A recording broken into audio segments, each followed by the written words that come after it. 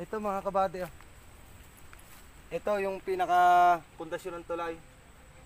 Ito yung mga adobe, mga serial. Ito yung ginawa ng mga Kastila noong unang panahon. Bali ang natawid daw po dito ay mga Kalesa at mga Kastila.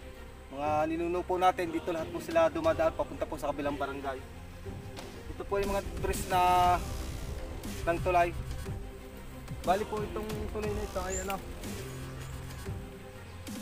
kakabak na ito mga kabady.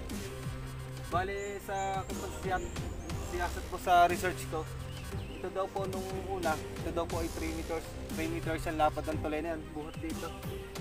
Hanggang doon, sa kabila pong yun. Sa katagalan na po ng panahon, siya po ay nasira na, gumuho na. Siyempre, wala po itong mga bakal. Ito po ang yari po nito, adobe serial. Kaya ito na lang po yung natitira.